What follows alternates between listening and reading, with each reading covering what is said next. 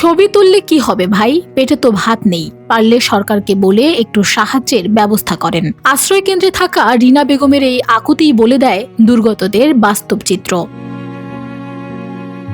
কয়েকশো কোটি টাকার ক্ষতি আর ৩০,০০০ মানুষের কান্না, এই খেসারত দিয়ে অবশেষে শান্ত হয়েছে হবিগঞ্জের খোয়াই নদী। তবে পানি কমলেও রেখে গেছে এক ভয়াবহ মানবিক বিপর্যয়। গত বৃহস্পতিবার রাতে লস্করপুর ইউনিয়নের কালীগঞ্জ এলাকায় বাঁধ ভেঙে মুহূর্তের মধ্যেই ২৫টি গ্রাম প্লাবিত হয়। আকস্মিক এই বন্যায় ভিটে মাটি হারিয়ে আশ্রয়কেন্দ্রে ঠাঁই নিয়েছেন ৬,০০০ পরিবারের প্রায় ৩০,০০০ মানুষ। অথচ এই বিপর্যয় এড়ানো যেত। স্থানীয়দের অভিযোগ, বছরের পর বছর ধরে ঝুঁকিপূর্ণ বাঁধ নিয়ে ক্ষোভ ও আতঙ্কে থাকলেও প্রশাসন ছিল উদাসীন। প্রশাসন এখন নড়ে চড়ে বসলেও ততক্ষণে সব হারিয়ে নিঃস্ব হাজারো নিম্নবিত্ত পরিবার। অনেকেই প্রথম ২৪ ঘন্টায় কোনো খাবার পাননি।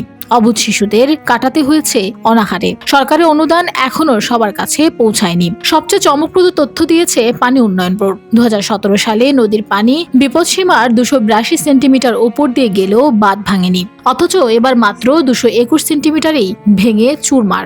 পরিবেশবাদীদের মতে নদী থেকে অবাধে অবৈধ বালু ও মাটি তোলায় নদীর ধারণ ক্ষমতা কমে গেছে। ফলে ৬১ সেন্টিমিটার কম পানিতেই এই ধ্বংসযজ্ঞ ঘটল। আপাতত পানি নামতে শুরু করায় ঘরবাড়ি পরিষ্কারের তোড়জোড় চলছে। পানি উন্নয়ন বোর্ড দ্রুত স্থায়ী মেরামতের আশ্বাস দিলেও ক্ষতিগ্রস্তদের একটাই প্রশ্ন, যে ক্ষতি হয়ে গেল তা কাটিয়ে আবার কবে তারা নিজের ভিটায় মাথা গোঁজার ঠাঁই পাবেন। Desk report, Bangladesh bulletin.